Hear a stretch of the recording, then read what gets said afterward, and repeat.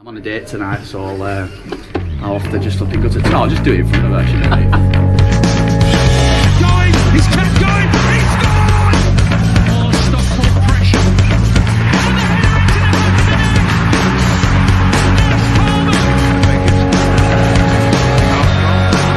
And the header into the superb goal. Johnny did it. Lisa! Rose tries to get the ball in. Wilkinson!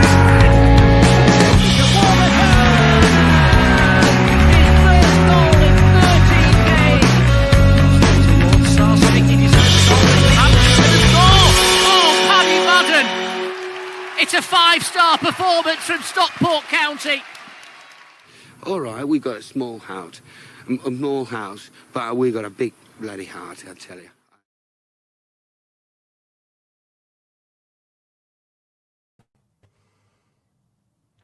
Hello, we are back for the 38. I had a real issue there because it had disconnected from the Twitter, so I was just dying a little bit inside. It's fine. Yes, this is the 38th instance of SK3 TV podcast for the thinking person, as long as what that person is thinking is what are those voices in my head, who am I, where am I, that sort of thing. Joining me, as always, it's Hannah. Hello, Pickle. Hello. Happy Monday. How are we? Happy Monday indeed. It's good to be back, innit? Not bad. I don't know whether you missed this on the group chat. My dad bought me a present today, and one of my daughters sent a message on the way home saying, "Grumpy's bought you a present." I was really, really excited. She turns up with Tinseltown, Hollywood, and the Beautiful Game, a match made in Wrexham. I've not spoken to my dad yet. I don't know whether this is like a fun present or whether it's. I don't know whether he's read it, whether it's a good read. I have no insight. I'll report back. Maybe. I look forward to it. Yeah, I mean, it might be. It might be a classic. Why don't you take it? All of the. Yeah. I could do that. Just checking that it wasn't like, signed. I wasn't walking around scoffing at the fact that I, had a special signed version. I'll skip through to the Stockport County section, which, will be big. I imagine. Is it a big section? Don't know. Good. There's a knot count that's tied up in knots, which I assume is That's a shame for you. Yeah. I suspect I suspect that there's don't know more what on to do. knots because they beat knots to the title. So Yeah. they'd want to linger more on that than on previous interactions with us. Possibly. I expect to be doing a couple of Grimly predictable. podcasts over the next couple of weeks, so I'll be able to refer to salient sections of my new bedtime reading. I might get some early nights. Well, Maybe. obviously, I'm not ready to talk to foreigners yet as on a podcast thing. To do all the Wrexham stuff. I say send you out to do the Wrexham stuff. They ask you to do the Wrexham stuff for because I can't be trusted. Also joining us tonight, it's Will. Hello, Sugar Tits. Hello, Didn't mate. plan to say How that. are you? Didn't plan It's to call you fine. Sugar Tits then, but that's the thing that happened. Yeah, that's just who That's I been am in the now. workplace. HR. Sugar Yeah, no, fine. Back in Stockport after some time down visiting family in the south, and saw a few friends as well. It was lovely. And now back and raring to go. I did on Tuesday come effectively halfway back by going to Northampton. People seem to think that Northampton's in the south, and it's only in the south if you believe that the south and north border is the Watford Gap, which is much further north than Watford. So it's Northampton's basically in the Midlands. I think my journey to and from was maybe half. It's an just hour. another one of those places I couldn't point to on a map. one of those many places. Yeah, I mean, I've been there twice now, and I would struggle, and I'm quite good with maps. So yeah, it's a bit nondescript. But we could talk about Northampton in a moment. Yay, let's. Oh, good. Yes, right. We'll do admin, and then we'll talk about Northampton. This might be this is either going to be the best episode ever or the worst episode ever, because I don't want to talk about any of the stuff we're going to talk about. Let's talk about other things then. Does this Stockport County podcast have to be? This is like about couples Stockport counselling. County? It's like I don't want any of this stuff to be brought up in my face. Yeah. Right. No, what's the point? Yeah, admin, and of course, proudly sponsored by the cool cats and kittens at Blackbird Kitchen on the Pans at Gorilla on Whitworth Street, Manchester. Give them a follow. Find their website in our bio thing. It'll be there. Once everyone's watched this, it'll be there. And they're open on Monday night tonight. I don't know why. I mean, I suspect people aren't going to be rushing out now at 8:05 because they know that Blackbird Kitchen's open. But I'm just saying, I don't know whether it's a new thing, but they're definitely open.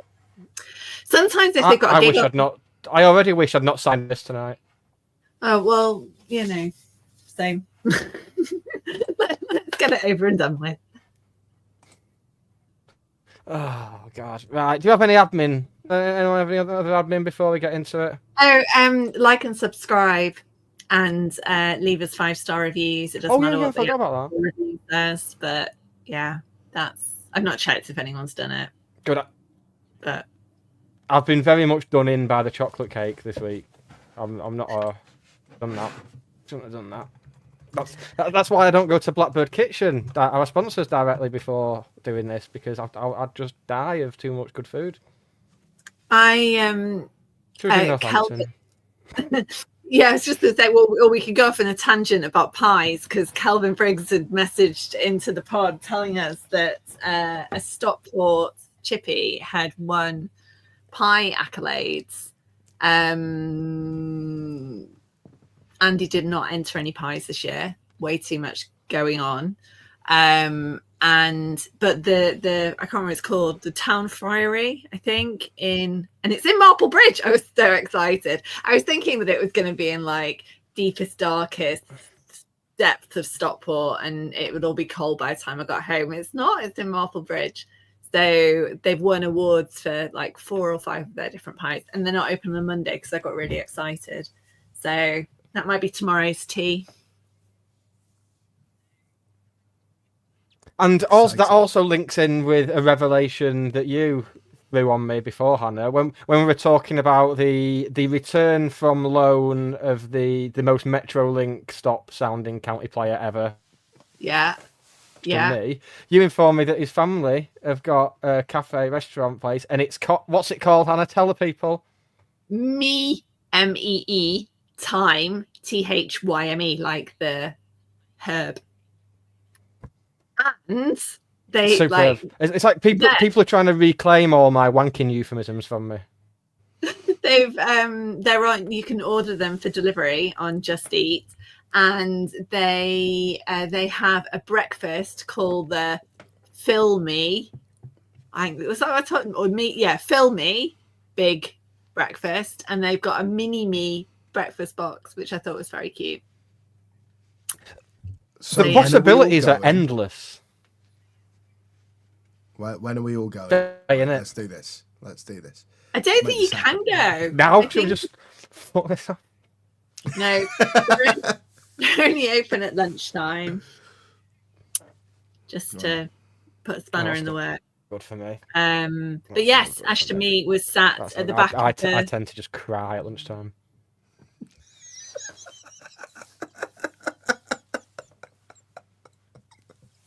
Right, we're going to talk about until lunchtime football, and I'm going to sort some shit out while you two talk. Well, no, it was before then, but lunchtime is lunchtime is when I come for eat and then cry because of that and everything else, just because of how I am as a person. I don't have lunch anymore. Fine, I've come to terms with it. I'll stop phoning you when I'm crying in future.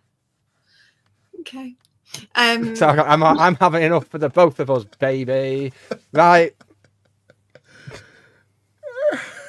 Are you going to sort your shit out, or are we just? I've had enough already. Lag? I'm go- No, I'm going. I don't even know what the problem is, but I'm going to sort the problem out. I'm going to sort my shit out, by which I mean this and not my life. You two talk Northampton after this.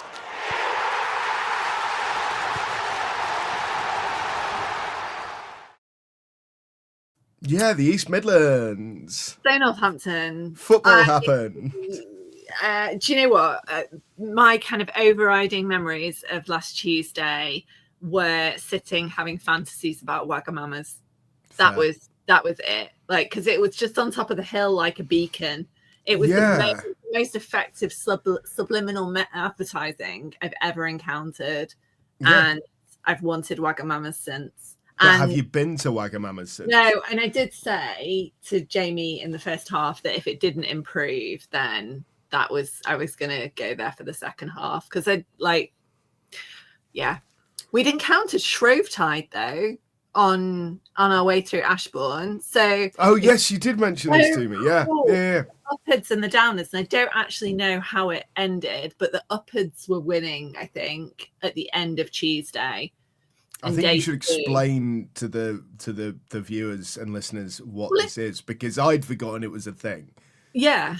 So if you were born above the river in Ashbourne, you're an uppard. If you were born below the river, you're a downard. And the town splits into two, and they have two goals 3 miles apart. And between the goals are car parks, fields, rivers, culverts. And they basically have to try and score. And if you score after 6 p.m, it starts at 2 in the afternoon and runs until 10. If you score after 6 p.m, then that's it. It doesn't reset. If you score before 6 p.m, you do. So, so it's 48 hours. And like I say, I don't know who won. But the upwards were winning 1-0. Although on the Tuesday, they did lose the ball for 2 hours and no one really knew where it was. On Wednesday, because I was looking at the live commentary on the Derby Telegraph website, on the Tuesday, they ended up on private property and weren't quite sure kind of how things had to end up, so they had to get like the council in for the rules and stuff. Anyway, so that was, but we said afterwards maybe we should have stayed and like hung out at Shrovetide rather than carrying on to Northampton. Well, hindsight's 2020, you know. I'm glad you carried on, because it meant I got a really nice hug. Yeah. Which probably was the highlight of the game, even more than the really good-headed goal that we should probably talk about at some point. Dave Schofield is coming in with a potential result in the comments. So that would suggest that I was wrong. The Upwards won 2-1 last year. That's what it was. So that's where I got the Upwards from, because they were the defending champions. So it sounds like Wednesday wasn't that exciting after they'd got over the boundary issue. It felt like every game seems to feel like at the moment, where you are kind of hanging on for half time, thinking if we can get to half time, we'll be better. And we were marginally. And it took a while as well, I think. Yeah. I genuinely think it's the worst I've seen us play this season. And I am including the defeats to Leyton Orient and Wickham in that. We were dreadful. We did not deal with their gamesmanship at all. Sure, we weren't helped out by one of the worst refereeing decisions I've ever seen live, which was quite remarkable. No, Tuesday was worse. Tuesday was worse than anything we saw on Saturday. I've never seen a clash of heads like that, where one player has just stood still, waiting for the ball, goes for the ball, another player steams in 10, 15 yards away, comes flying in, and the player who's come flying in wins a free kick for a clash of heads. I've never seen anything like it, and honestly, I hope I never do again. And you just knew as soon as he gave that free kick, they were going to score from it. Yeah, and it was all the kind of pantomime dicking around as well with the line, and it was one of those where you're exactly right. You knew it was going to go in just because tension was so high, and it without it, I think it would have been a very different game. I think it would. I think we probably would have won, and we might not have deserved to. I don't think we started playing football until about 78 minutes in. Yeah. It was around the time of Benno's goal that we suddenly sort of went, oh, we can play football. We're allowed to pass the ball to each other and not just and control the ball and not just have it bounce off us. And that's the frustrating thing that, we don't like. It was almost like a little bit of belief, a little bit of confidence, but it doesn't then continue into the next game. So it's almost like it has to reset again, and they have to get another bollocking at half time to remember that actually they can play football incredibly effectively. And I think the very frustrating thing about Northampton was that they kind of had this, and they'd ground out a 0-0 draw on the Saturday, I think it was, and very similar in terms of it was one of those, we're just going to stop them playing how they want to play, and we let them do that. Same was true on Saturday, I think, as well. So in lots of ways they were quite similar games, I think. Refereeing decisions that could have gone either way, should have gone a different way, but dictated the course of the game. And a kind of slightly better second half, but not much. I think the most frustrating thing is that thing of, we know that we can play. We know that we're capable of better than this. We've got really good players who have shown time and time again that they can play really good, effective football.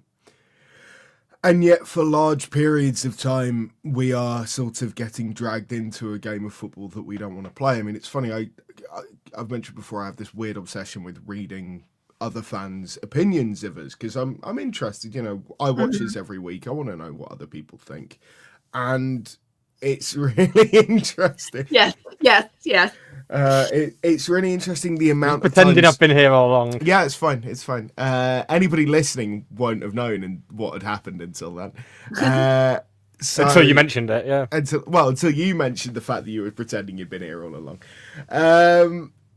There's this idea that we're a really physical and at times dirty side. And I could see that as being described as physical. I disagree that we're dirty. I do sometimes think, particularly at Endsleigh Park, there's a perception based on where people sit. Because it'd been a while since I've been behind a goal against Northampton where you're that low down. So I was behind the goal at Birmingham, but you're quite high up. You get quite a good view of what's going on. At Northampton, it's such a short stand that when you're behind that goal, there's a lot you can't see compared to when you're on the side or when you're higher up. And I just think now that we're putting away fans in the railway end again, I think they're getting a different perspective from when they're on the side in the pop side with us. And I just think I don't see us as a dirty side. Of course I'm going to say that because I'm a County fan, but we're not afraid to be physical, but I didn't see us do anything on Saturday against Charlton that they didn't equally give back to us. And they also have called us a dirty shithousing side who paid the referee off, which is an interesting perspective. But I do think, and I think it's a good thing, and we've said this a few times over the last kind of month or so, we are being more physical and we are being more aggressive. So I think it's natural and normal that you get that leveled at you. But I think it's something that we've been lacking. And I don't think it's a bad thing at all because, other teams do it to us. And I think it's something that we have lacked in the past. I just think there's a difference. You'd rather have that than between... us being too naive, wouldn't you? and being Yeah. and being bullied. But I think there's a difference. I think we can be physical. I think we have the ability to do that. There's a difference between being physical and being dirty. Mansfield are a dirty side. We've played other sides who are dirty and who go in full-blooded challenges, you know, trying to put a foot on somebody in the first 5 minutes, all of that kind of thing. That's not us. I think we give as good as we get at times, and I think that the biggest indicator of this is Wootton. The amount of times that I felt like he could have had a free kick on Saturday because of how he was being manhandled, but then half of those times he is also grabbing bits of shirt and things like that. But there are times when I look at it and he's literally got his hands in the air. He's like, I'm not doing anything, and you can see defender pulling him one way or pulling him back. There was one point it would have been the first half where the defender's literally grabbed a handful of the back of his shirt and he's pulling him back to stop him moving. And then he just turns to the linesman like, what am I supposed to do? I am not touching the guy. I'm trying to move away to him to get to the ball, and I'm being pulled back by my shirt. And I don't really see our defenders pulling shirts like that, but maybe I'm naive. Highest Muga score in the league. This is true. This is very, very true. It wasn't as pronounced at Northampton, but on Saturday I wish that I had my scoreboard because there would have been all over that. Scores. Yeah. On Northampton, it's very interesting that a few weeks ago we were talking about how we'll play for 45 minutes and that's it. And Northampton, we broke a record because we decided to just play 15. Yeah, basically. Yeah, we really did. And in that 15, we could have won. We could have won that game, and we'd have all have come away with it going, well, we were dire, but it was a classic smash and grab on the road. We've taken 3 points, and I think we could have snatched 3 points on Saturday against Charlton, and then we'd all be sat here going 6 points. Maybe we might have only deserved 2 or 4, but we'd all be a lot happier about the next couple of games we've got coming up because I think we could have easily won either of those games.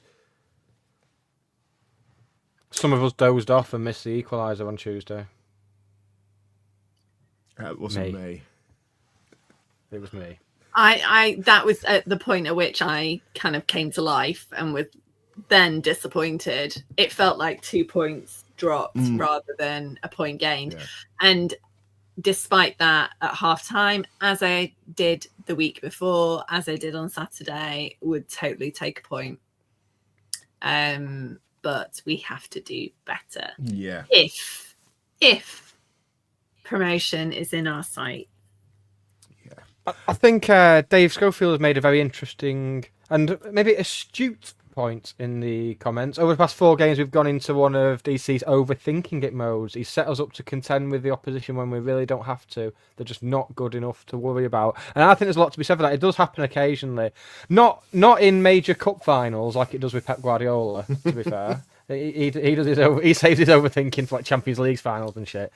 But yeah, do you think that's fair? I don't think that's fair for the simple reason that because one of the things that Dave's been criticised for recently is when we have a poor first half, players come in for the second half, perform well, and then those players who performed well in the second half and turned the game around then get themselves a start in the following game. And I don't see anything wrong with that. And I've seen him, they've come in, they've only played well for half an hour and then they're starting. And it's like, yeah, because the players who played for 60 minutes didn't perform. So we shouldn't be rewarding players who haven't performed. We also are aware, because Chan has talked about it, we're managing minutes for a lot of players at the moment. I think he said there were 6 players who played at Northampton who shouldn't have played 90 minutes. And one of those had to because we could only make 5 subs. So yeah, I do understand where David Schofield is coming from. I don't think it's fair. I think we don't know about the fitness of a lot of these players, aside from the little bits that we're fed. And I do think that there is something to be said for a player coming on, playing well and changing a game, being allowed to start in the next game, which is, I think, by and large, what's happened. The players who started on Tuesday, who hadn't started on the previous Saturday, had by and large played a role in the better performance in the second half on the previous Saturday. Same again with the players that started the game on Saturday just gone. I don't necessarily think that's overthinking it, and I think he always does. He's always liked to match up in terms of shape and individual battles and things like that. And I feel like he does that when we're on one of those amazing winning runs that we tend to go on under him. We're still, while we may be by and large sticking with the same 10, 11 players, the shape is still changing to adapt to what the opposition is doing. And I think that's just the way that modern football is. But that's my take on it anyway. Well, it brings us on nicely. Obviously, a certain player that we've not quite decided what we're going to address him as yet, because I've never known a player to be only here a couple of months and to have so many different names. I still can't come to terms with it. But anyway, Benno set off yet another clamour that is genuinely boring me now. Just the terrible takes that because he scored like 3 goals as a sub, then he must immediately be starting and he must immediately be ready. I'm not even going to get started on that because I've done nothing but argue about it for the past 2 weeks and people just won't fucking listen. But after Northampton, his XG was like 3.14 or something ridiculous, which is an incredibly nice stat. Well, it's good because that should be Ethan Pye's XG. There we go. Boom. Boom. Making sure we know whose jokes these are. I'm going to start having a joke journal like Chandler and Friends. That's an up-to-date reference for everyone. Right, shall we have... In the second half of the show, we'll talk Charlton because I suppose we've got to, haven't we? I say I have some stats. Chris Eaton has some stats. The definitive Hinchliffe versus Adai comparison because they've now played the same amount of games. So we'll get onto that. But first, speaking of Chris Eaton, shall we have a random county non-league goal of the week sourced by Chris Eaton? Please. Yes, Nick. We should. God, Hannah, you could. That's exactly how, like, if I say to a woman, like, oh, do you want to have an early night? That's exactly the level of unbridled joy that they respond to me with. It's like, please. Oh, right, let's do it.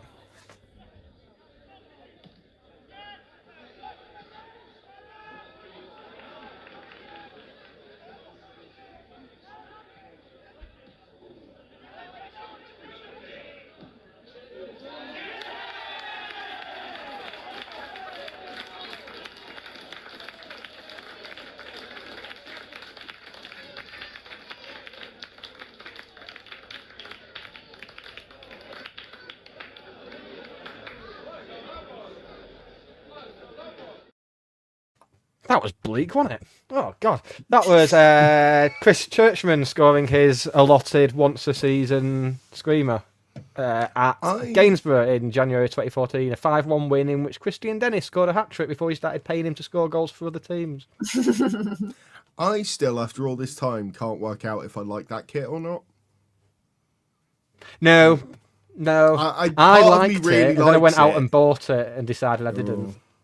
Fair. Yeah. It's like when I went to see Idols all over again. I waited 2 years, but bought Idols tickets, and then it got delayed because of lockdown. And then by the time the gig came around, I was like, I don't like Idols anymore. Oh, that was an awkward night. Right, shall we talk about Charlton? Who wants to go? Because it's not. I know there's like this school of thought that we were terrible. I don't think we were terrible. We were competent. We showed. We at least looked like we are ballers. I blame the early kickoff. I'm sticking to that. I'm blaming the fact it was a 12:30 kickoff because it's diabolical.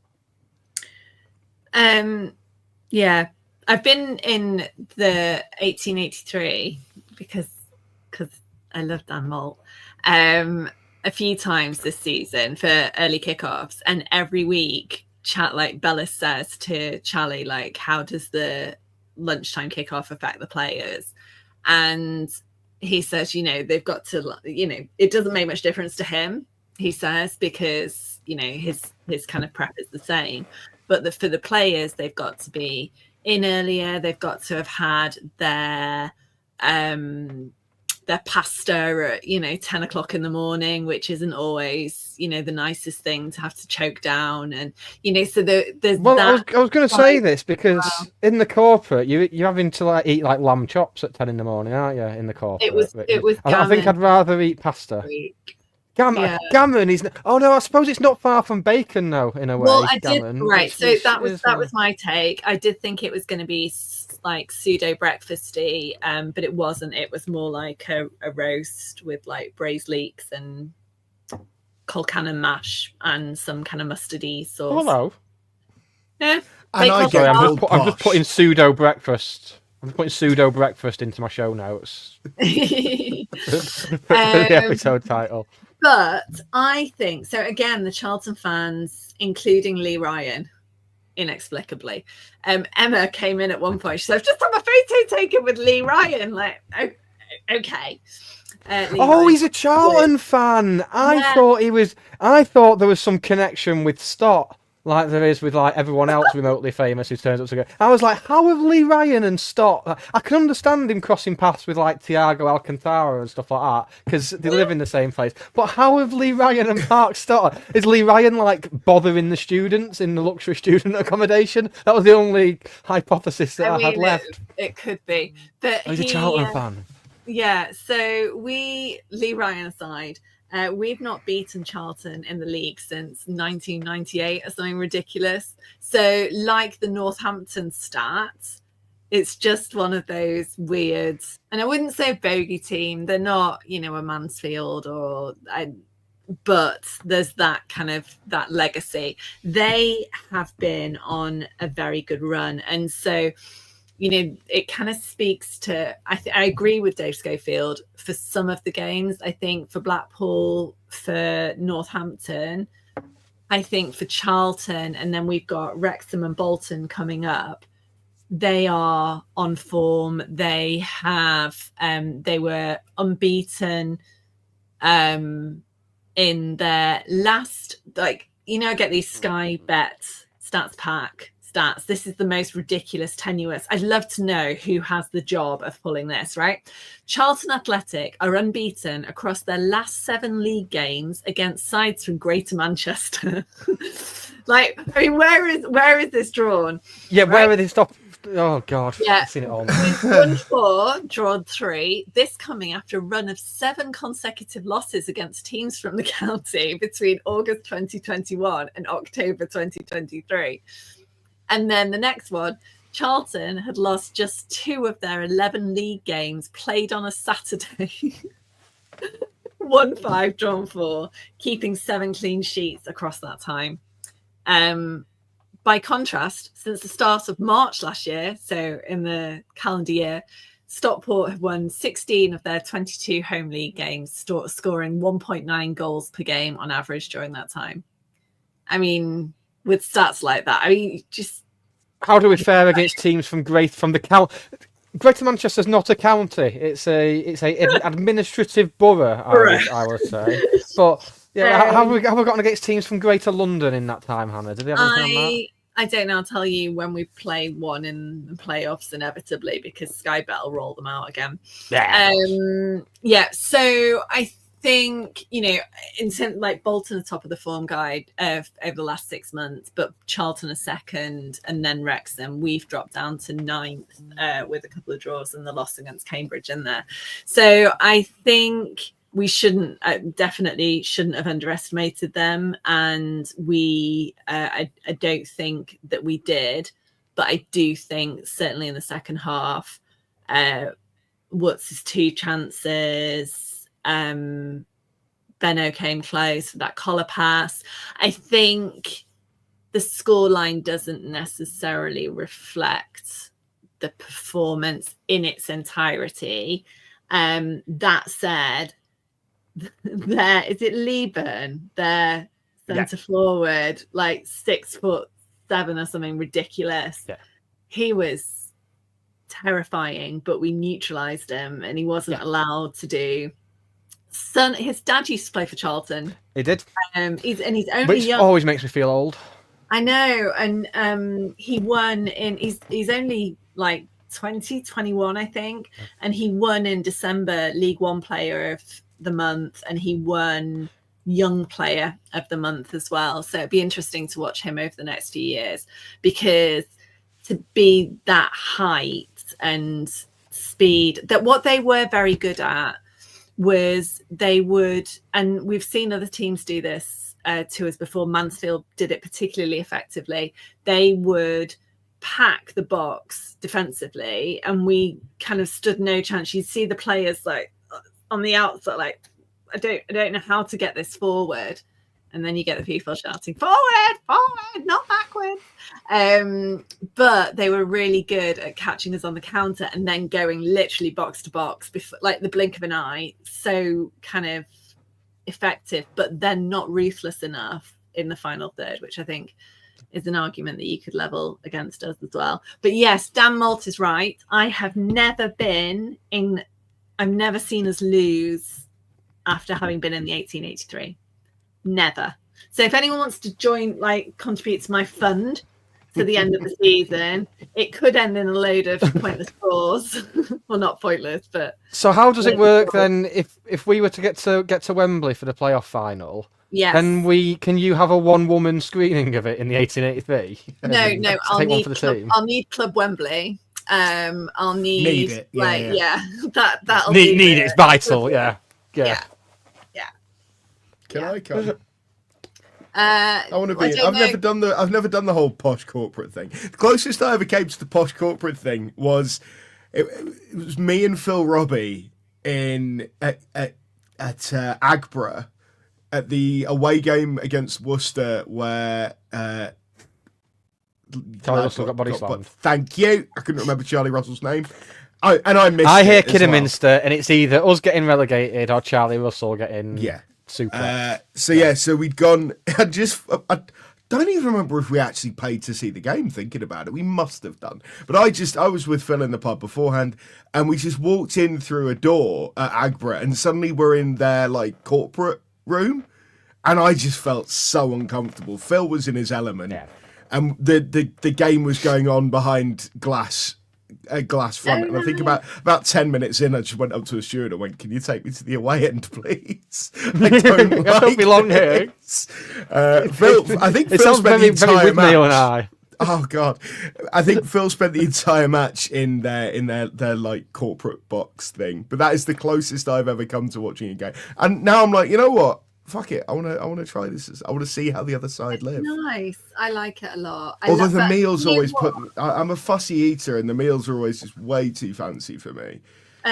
You could be like one of the blokes that sometimes is on Dan's table, and he often orders a children's menu. So he has garlic bread and like, I mean, you wouldn't. Garlic have bread should be on the adults chicken menu. nuggets, but I've seen it done. No, but you know what I like most about the 1883 and the whole kind of corporate thing at County? It's Being away from the riffraff. Yes. But also it's the like Charlie goes in before the game. It's just a really nice atmosphere, and sometimes they have ex-players that do a little Q&A, and they've put a lot of thought into it. I love you get coffee at half time, you can take it back out. It's so, funnily enough, it's the little things that I love more about it than like the fancy, but it's not stuffy at all. It's really kind of laid back, and yeah, it's very, very nice, and I am very grateful for the opportunities that I've had. Maybe we should do it before the end of the season, Will. What, all of us do a little podcast? No, I meant me and you. Like infringe upon Hannah's new life without us. No, I want to do it as a group. I feel like. All right, okay. You sounded really upset at the prospect then. Okay, maybe we'll do it. Maybe we'll do it. Oh God! But go on, Will. You talk to me about. We'll drag another 5 minutes out of talking about the Charlton game. This 5 minutes is yours. Oh Christ, that's no pressure at all, is it? In some ways, yeah. I think I kind of covered my main thoughts when I was talking about Northampton, in that I think we could have won that, and we probably should have won that. But the fact that and worth mentioning as well, Charlton had like 2 free headers that they should have definitely done better with. Yeah. First half was really open, much more open than we usually are, which I suppose is going to happen when you go 4 at the back and play 4 central midfielders. It's kind of it's not a game where you're kind of shutting things down, I don't think. Second half Was we it were a much penalty better. early on? There was the big penalty shout on I was Camps, which I'm convinced. still not. So yeah. I was convinced. Your initial reaction of absolute stonewaller in the WhatsApp group had me telling people around me that somebody who's watched a stream of it has said that it was a stonewaller, and then you changed your mind, and I was like, well, I'm not correcting the record now. But there were people in the main stand I saw the saying it was stonewall, replays. people in the Cheatland. To me, it just looked like they brought our guy down with making no attempt to play the ball. Arguably, that's Dog's own a red card, as well as being a penalty, because he's not made an attempt to play the ball. So double jeopardy doesn't apply. I don't think the ref would have done that. I haven't seen it back on a high... I tried to watch it on my phone and couldn't, and I haven't actually watched the highlights yet. So I think I think the people who were adamant, if it had happened the other way round and we'd conceded a penalty, they would be thinking we were very hard done by. I think that's always the litmus test with all these decisions. to I see how you disagree. feel the other way, but because there was the penalty that Torre conceded where he basically kind of clipped his heels and everyone's like, oh, you know. oh, I'd he's forgotten that. taking the heels. Same. Yeah. Same. Yeah. I do need to watch it back properly. My reaction live and in the ground was, how the hell is he not given that? Like, when he did that, they need to come up with a new signal for goal kick, because I was not alone in thinking that he'd given the penalty. Same. Yeah. And I didn't question it at all. Based on my initial reaction, I was like, of course that was a penalty. He's taking him out. There was no attempt to play the ball. I would like to see it again. See if I still feel that way. I might not do, but yeah. It might just annoy you seeing it though. You might see it and then be like, "Yes, it was I definitely." mean, a penalty. I'm just we've been robbed perpetually of one annoyed, now. Nick. So that's not really an issue. No, fair. Join the club, mate. Join the club. Two chances for Carl there Walton. was- one denied there by was a one- superb save. There was one moment actually on the referee, while we're talking about the referee, and actually this also includes the linesman on the pop side, was their player goes down, barely even under a challenge, and does the Chris Hussey grabbing the ball. Yeah, And it was right in front of us, and it was just like, I'm really, really annoyed that they've not given Boils that as a free my kick to us piss. for handball, because it was Boils so when we blatant. did it. Yeah, I hated Chris Hussey doing it, even though 90% of the time it worked. It's just like, it's fucking shite. But yeah, It's another one of those little annoyances that have crept into the game to circumvent the rules. The same as the whole head injury thing. Like, that was God. brought in for a very serious reason, and it's just. But there's no way they can solve it. There's no way they can say, well, it was short of using VAR to determine whether there was contact with the head when the game's already been slowed down enough. Yeah. So I just despair. I think the argument that if it's a head injury, wasn't there a thing actually, if it's a head injury, they have to go off for 30 seconds. The physio has to come on, they have to go off. I thought that wasn't that a thing at one point, or have I entirely made that up? I think that's if it's not a foul. Which, No, well, because the whole thing, if the physio comes on, you have to go off for 30 seconds unless there's a yellow card. But I thought they brought in part of the whole concussion protocols thing, something about if somebody's gone down with a head injury, the physio must come on and they must go off for treatment. But I could absolutely have just imagined that and may have stumbled across a potential solution. I mean, to the if it problem is the case, it certainly isn't enforced. being enforced. No. I'm assuming while I was pottering about trying to sort my shit out earlier, I'm assuming you discussed the free kick award Yes. against Northampton as well. Good. We good. didn't 'Cause I don't discuss want the people goal, though. getting in touch. And we didn't discuss the disallowed goal. Oh, I'm sorry. Right. While you guys have been discussing this, I'm now watching the incident of the foul on Camps. That is 100% a penalty. Like, he's Good. I'm glad we solved that's that. a penalty. I'm sorry. That's a penalty. We should have had a penalty in the 6th minute of the game. Fuck you, But Charlton. don't worry, And calling us dirty. we'll get a letter saying, we Yeah, made another one. I'll make everything better. Nearly 3 days on from that incident, and we have given you the definitive answer. That's still quicker than most VAR decisions. I wouldn't take. I wouldn't take me as the definitive. Christ, I get shit wrong all the fucking time, especially when it comes to what is and isn't a foul. But for me, that's and actually the Torre comparison is really, really good because that is a very similar incident, and yeah, it was a penalty when it was Torre, and it was a penalty then on Camps. So yeah, I'm with you 100% on that, Hannah. You're absolutely right. I stand corrected. No, like you the don't, boy in because the it's opinions, orthopaedic isn't it? boot. It's opinions. Yeah, but opinion. You know what opinions are, don't you?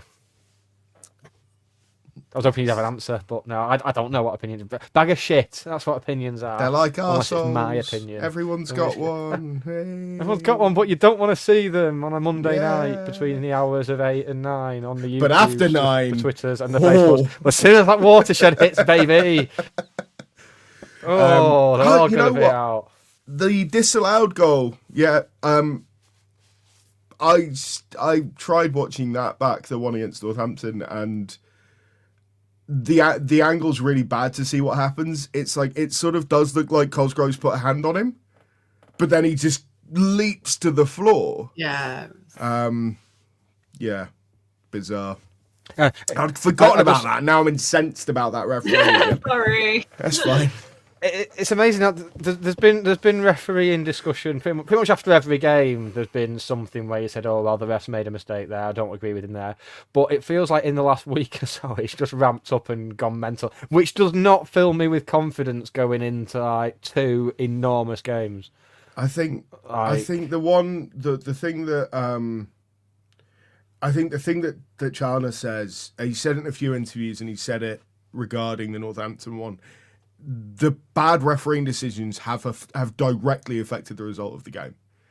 I think there is an argument that that's also happened against Charlton, but knowing us, we'd have missed the penalty anyway. Although Colin was on the pitch, so maybe not. There was a penalty shout in the second half, and I don't remember what it was. All I remember is thinking who would take the penalty because Colin had gone off at that point, and the consensus around me was probably Camps, but I can't remember. It would have been Camps because he took some. Yeah. He took some last season before last, was it? Did he? Or was it last? Yeah, on the last day. Was it Hartlepool we played on the last day, season before last? But he took 2 that day because I think he missed one, if I remember rightly. Yeah, maybe. Yeah. But yeah, I mean, it's directly impacted. Also, the Charlton one is 5 minutes into the game. So even if we scored it, it's a completely different game. It doesn't necessarily impact the result directly. But with the Northampton one, it's led to that goal, that deflected goal. Was 100% a deflection. And a wicked deflection. I took a video of it that I posted on the internet because I'm a sad sack who just knew it was going to go in. And I don't think the video does justice for how big a deflection that was in real time. At the time, I don't think I have a good enough camera on my phone. I have a cheap iPhone, so I've got a crap camera. But yeah, so there's that free kick. There's disallowing Cosgrove's goal. Those 2 moments in the first half, they go the other way. That is a completely different game. And yeah, so I'm with Challoner on it. Also, Ian Dowden mentioning the river coming out of the pop side. I think I managed to avoid it because I went up via the seats, and I certainly don't remember it, but I was probably fed up of waiting to leave at that point. 15 minutes it took me to get out the ground. Just putting it out there. So the pop side has people from Wilmslow and a river of shit. So it's got affluence and effluence. Hang on. There it is. There were no. Affluence. I like it. There were no solids. I should, that I've had witness statements. But you weren't there. I mean, I didn't see it somewhere. Not after you've been there with your whisk. But my relatives gave me a very detailed like because they just thought it was water, and then someone waded through some toilet paper. So it was. But the thing is, That's a solid. Yeah, I but know. I know what you mean. I'm just being a dick. I think that I don't know. Block drains happen, don't they? I don't know that the club even owns the drains or has any risk. Like it's just one of those things that it's really disgusting. But unless it happens repeatedly over, I think it's just one of those things. And yeah, I was going to say unless it. I think once you can say it's a one-off, yeah, but if it does happen repeatedly, but they've got plenty of time to sort it before next time. I can't believe the phrase "no solids" has been used on this podcast. I can't believe no one started calling it the poop side. People have. I've seen it. Well, yeah, I've seen it in WhatsApp groups. Not necessarily the one we're in, but I've definitely seen it. Trying to think of more. Trying to think of more now. I'm trying to think of county poo puns. Danny Shithead. The standard of discourse has really dropped. Strays. Like complete tangent. The Uruguayan flag is well and truly gone, hasn't it? Like that wasn't already a tangent.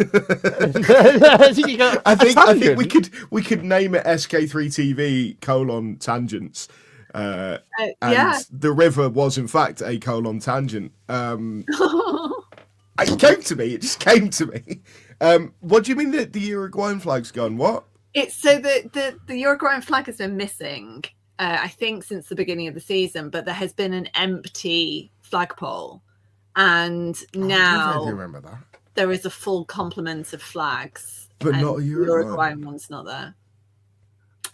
So I don't approve. I have just gone to type : tangents in my show notes, and it's auto-corrected to Colin tangents. Colin! I don't know why. The name Colin makes me laugh so much. I know. I don't know why. It's a funny name. Colin and Keith. Yeah. Maybe that can be our two new comedy characters on this show. We can have Colin and Keith. Colin and Keith. Don't know what they'll do. Colin and Keith, who've been enlisted to mop up the river of shit on the pop side. Yeah, they're probably.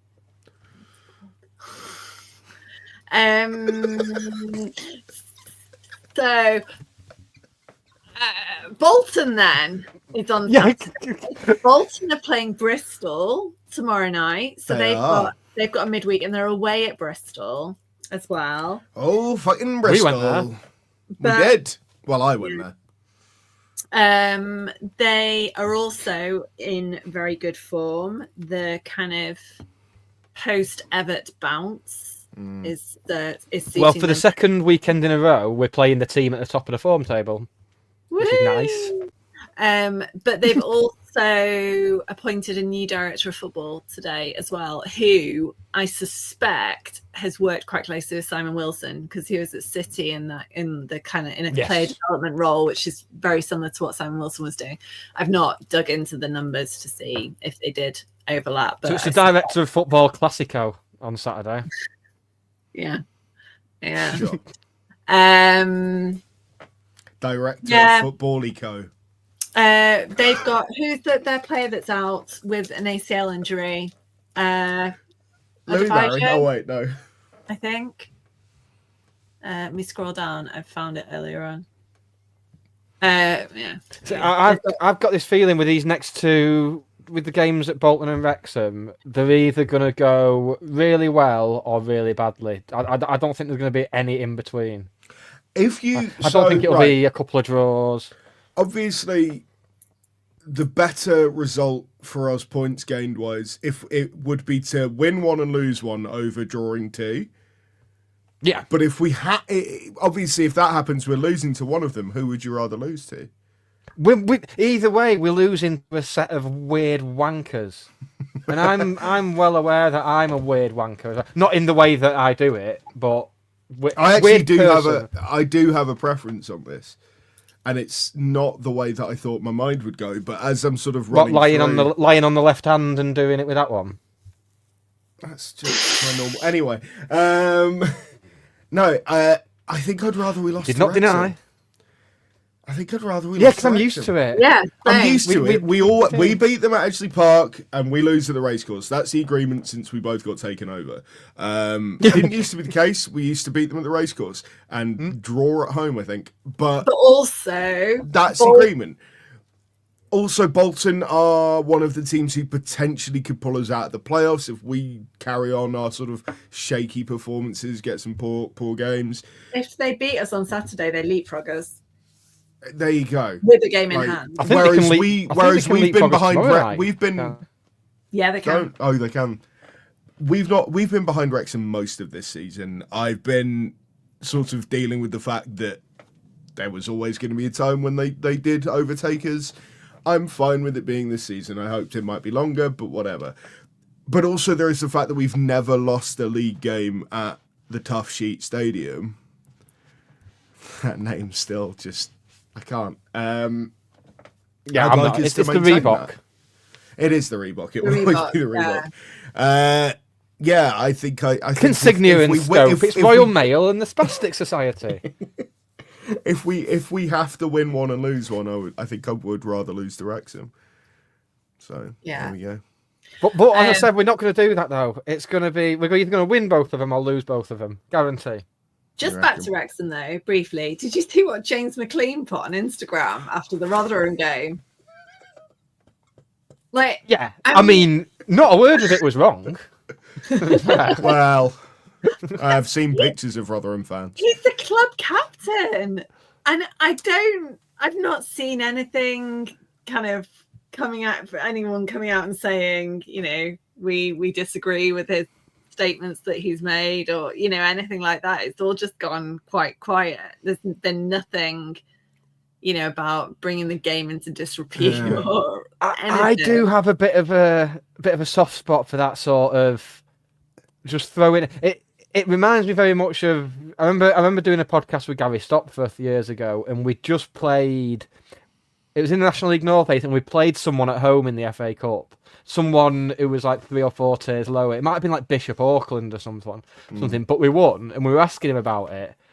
And then Gary Stopforth basically said, he went, all right, yeah, we've won. Anyway, fuck off, you've had your day out. I was like, I love that lack of media training, just the fact that there are footballs out there. But at the same time, when you put it on Instagram, you're just... Right. And So I have you guys seen the picture of the Rotherham fans with their flags and all of their faces blanked out that I think was doing the rounds on Twitter? Yes, yeah, I've seen that. Yeah, that upset me. And seeing that, I think, has potentially added sort of extra context to the game James McLean Instagram post, because it seemed really For out of sure. left field, even for him. Like, I know he likes to provoke people. I know that he loves a bit of that back and forth. I'm wondering if there was a section of those Rotherham fans who gave him even more shit than he's used to getting. I'm sure, but So, at the same time, I'm not excusing it at all. I No. don't think it, but I think that, because I just thought, what the hell has he got against Rotherham? But this Like, is a player it's as well Rotherham. who has got special dispensation to leave the pitch, you know, by the dugout rather than having to walk around. And I agree that, you know, perhaps there's been personal safety issues, and you know, he does have kind of additional needs which make him maybe a little bit more volatile. But you can't have both. You can't No. be a goady Yeah. fucker on social media and then Yeah. expect to have additional kind of dispensation Privileges. made for you. Yeah. I think, because my whole thing, when it comes to the thing that he seems to get the most grief for, the whole not wearing a poppy and all of this, I'm on his side with that. You know, he has every right, especially given where he grew up and the community that he grew up in. I don't blame him for not wanting to wear a poppy. Having said that, I do think he's a snide fucker. I think both things, yeah. You can be On both. the whole, leaving the pitch via the nearest exit thing, did you all see... You won't have seen this, Nick. Did you see the Charlton player have the most spectacular paddy when he got subbed? And It got mentioned on the commentary and everything. Oh yeah. my God, it was spectacular. Possibly the best paddy I've ever seen from a footballer. he's taking the things off his arms that he's got, like the wristbands, the sweatbands, whatever it is. He's throwing them on the floor. He's stamping his feet. And I still don't know if it was because he got made to leave via the nearest exit, or if it was just because he was being subbed.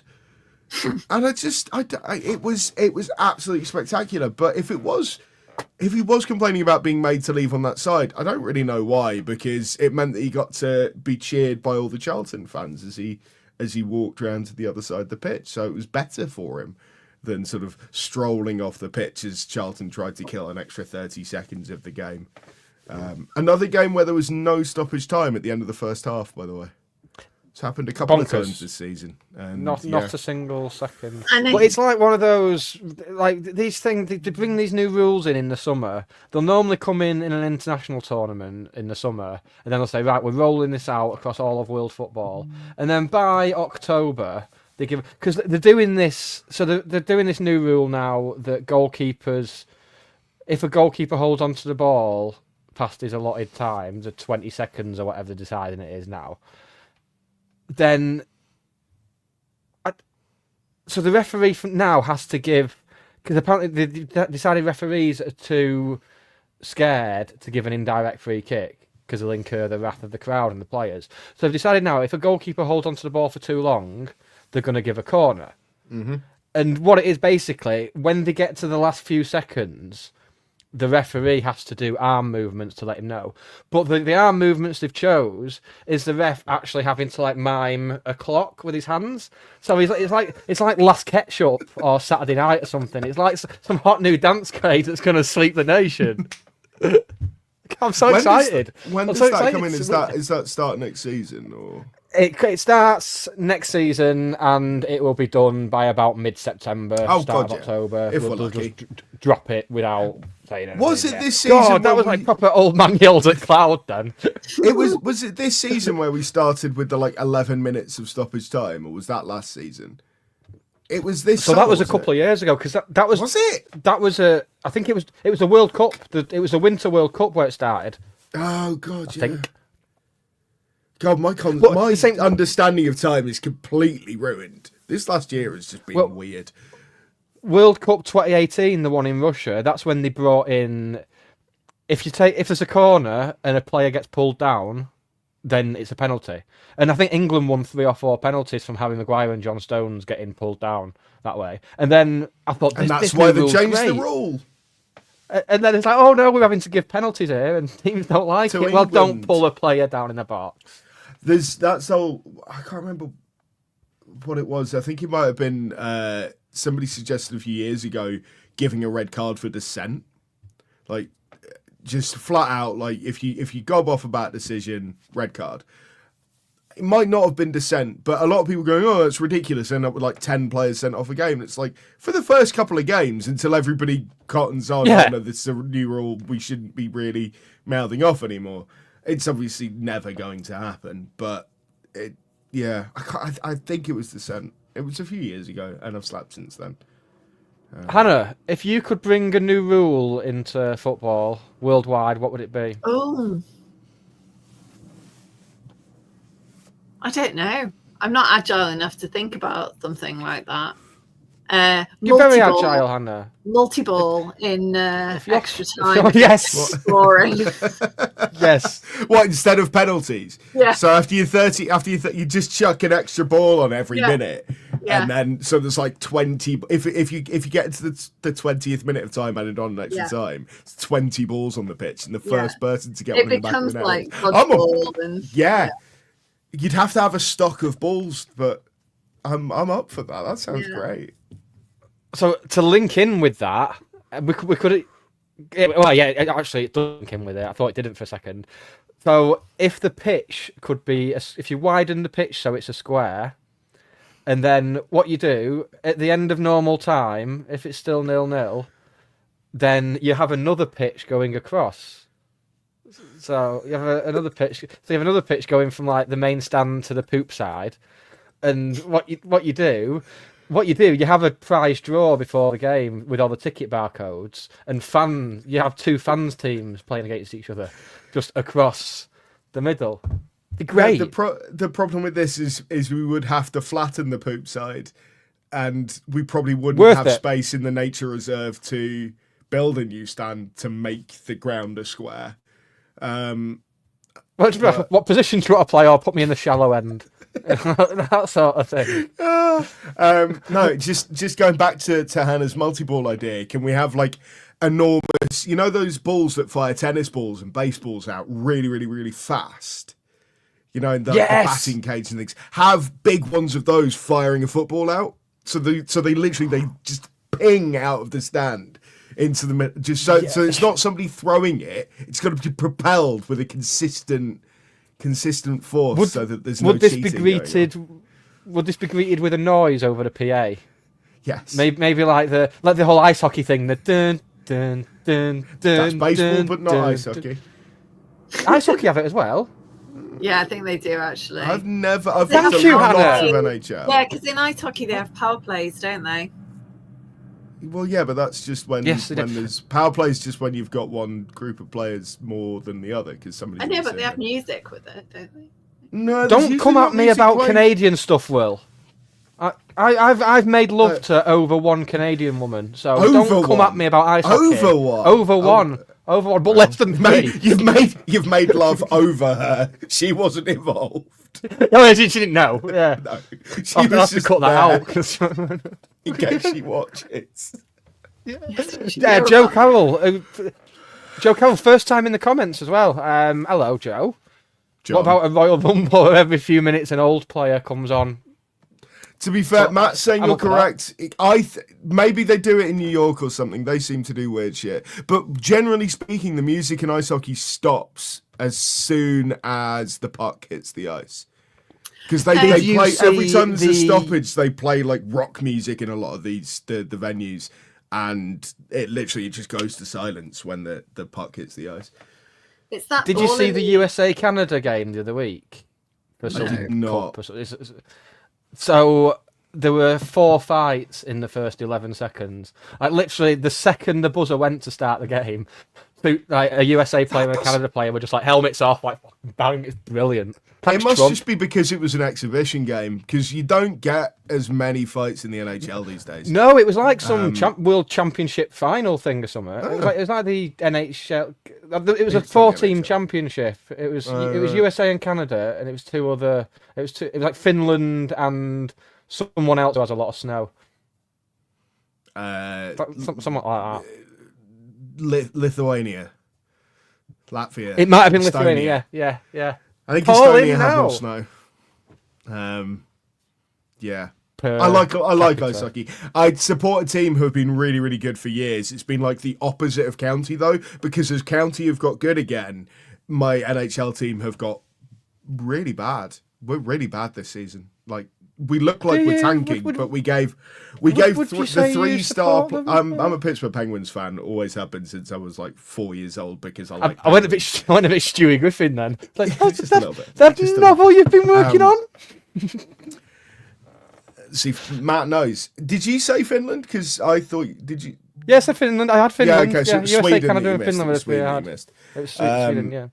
So, yeah, as County have got better, the Pens have got worse, and you can't even blame tanking because they re-signed Sidney Crosby, they re-signed Gino Malkin, and Chris Letang, and it's like the whole idea was we get these three guys on one last big contract and try and have one last run for the Stanley Cup, and then we stopped making the playoffs. It was bad. And it's even we should worse. do I think we're a second Stockport ice hockey bottom. team. There's Manchester Storm is probably the nearest sort of. That's not Stockport. I know Not it's not interested in Stockport. them, I'm saying not going over we the don't. border. Is there an ice hockey? Is there an ice rink in Stockport, Nick? Manchester Storm Depends playing what old the weather's like. on Yeah. the Resus. It's the Resus. yeah. I'd pay to see that. Oh, any day of the week. Right, should we go? Sorry, you got me started on ice hockey. Oh God.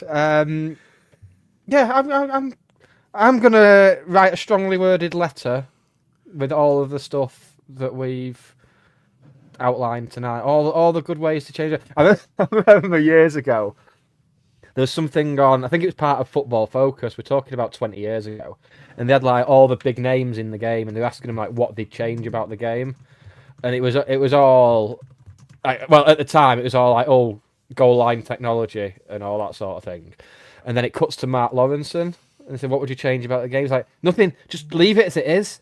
It's fine as it is. And it's just always stuck with me, because it probably was fine as it was, but we've tinkered and we've missed. And now look at the state of it. And now goalkeeper stats. Now we need to go back, but bring in multi-ball, because I think that's better than a penalty shootout. Multi-ball and Royal Rumble and the tennis things. I think that's the only additions that need to We should be in charge of FIFA. We'd fix football like that. We're not dirty sex men, though. They won't put you in charge of FIFA if you're not a dirty sex man. Innocent men. Normal men. Innocent men. So what were we furnished with in terms of stats? I think there was only one stat that we got. Well, it was the massive, like, you absolutely would have predicted that Corey's long passes percentage was higher than Ben's. By 0.1%. Yeah. Oh, you ruined it, but yes. Oh, sorry. Hannah was building to a delivery there. Yeah. I think we should. Yeah. Like, start that again, and then Nick can edit it out. It was 38% for. See, are you impressed, Chris? That I remember your stats. 38%. Yeah, I had to scroll through the WhatsApp for Corey, and 37.9% for Ben, which is basically 38% because I work in stats a lot, and I would 100% always round that up. 100% of the time. But not 110% of the time, because that's not a thing. There is no such thing. That's impossible. I don't even give 100. Never mind, like, anything above. I mean, 70 is a stretch most days, I think. Matt Bryan also suggests you should take a player off every 2 minutes in extra time. That is also a good shout. Yeah. So in the end, we got 20 balls. But only 2 players with those 20 balls on each team. Goalkeeper. More balls, one less outfielder players. with 20 balls and just those 2 players on each team. We need to make this happen. Time to start a petition, guys. Maybe we should do like Chris is commenting. Taskmaster did a charity comedians football match at Chesham, and they had loads of like weird rules like this in. I think we should. We should do. Oh, sorry for some. What was the win percentage stat? I mean, we're goalkeeper agnostic here, so we don't really want to add any fuel to this particular fire. So we'll neglect to mention. If Chris wants to put it into the comments, though, we can't stop him doing that. It was significant. I can do. I can block him. Ben's win percentage when he has started is significantly higher than Corey's. There's options to delete comment, put user in timeout, or ban user and delete their comments. Timeout is in keeping with the change of rules ice hockey thing. Sin bin, timeout, it's... Pull the goalkeeper, have a big old hot dog and a big gulp, and drink in the stands because you're allowed. Right, shall we go? Yeah. Oh, we'll be back next week, same time, same place. Next week we will be talking about Saturday's defeat at Bolton and looking ahead to the following Saturday's defeat at Wrexham. And I won't be at either reverse of those engineering games. it. Yeah. No, me neither. No. I'll be working. I have no desire to go to Wrexham ever again. Relying on updates and flash score and sadness. We'll have a good old laugh in the group chat. Well, that's what we'll do. And then I'll read it 4 hours later and comment throughout, because it is the highlight of many of my days. Oh, God. Yeah, same, actually, yeah. Right, let's say goodbye to everyone. Hannah, you say goodbye to everyone first. Bye, everyone. See you on Saturday, because I will be going to the game and the following Saturday. Yeah, rub it in. Rub it in. Your turn, Will. Say goodbye. Goodbye, everyone. Have a lovely Monday evening. and rest of your week. May it be filled with joy and pleasure. Almost felt sincere that, but it wasn't. Right, bye.